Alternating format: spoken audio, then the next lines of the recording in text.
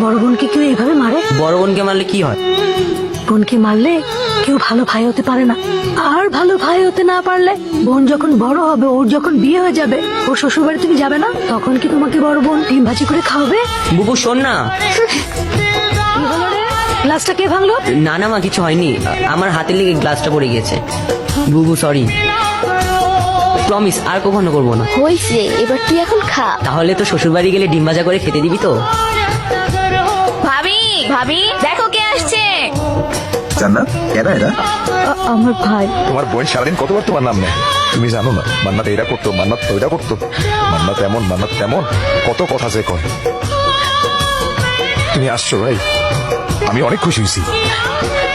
জবে থেকে বিয়ে হয়েছে, তোমার বোনকে কেউ দেখতে আসা তো দূরের কথা, ফোন দিয়ে একটা খবর নেয় না। তুমি আসছো ভাই, আমি অনেক খুশি হয়েছি।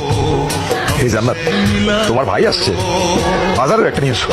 আজকে তুমি নিজের হাতে তোমার ভাইয়ের যত পছন্দের খাবার আছে সব রান্না করে খাওয়া যাবে, তাড়াতাড়ি নিয়ে আসো। না কেন?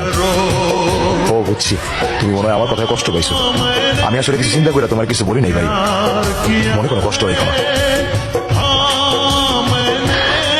মা বলতো ভালো ভাইরা নাকি বোনের শ্বশুর বাড়ি গেলে বোন ডিম ভাজি দিয়ে ভাত খেতে দেয়।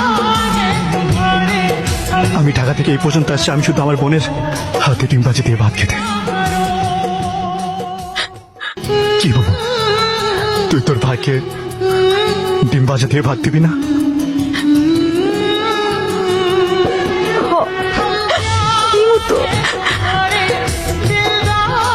কি ব্যাপার ভাই, কোনো সমস্যা?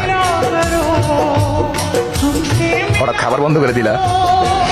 তোমার বোন কি ডিমে লবণ বেশি দিছে? না তোলা ভাই, মাকে গিয়ে যতক্ষণ এই ডিমের সাথে কথা বলছি ততক্ষণ মনকে শান্ত করতে পারছি না। ডিম মজা হয়েছে। মুরগিটার মনে হয় ডায়াবেটিক ছিল, ডিমটা কেমন মিষ্টি মিষ্টি লাগে। বিখ্যাত ডিমবাজি তো, এই জন্যই বুঝি। হায় আল্লাহ, আমি মনে হয় ডিমের মধ্যে ভুল করে লবণের পরিবর্তে চিনি দিয়ে ফেলছি।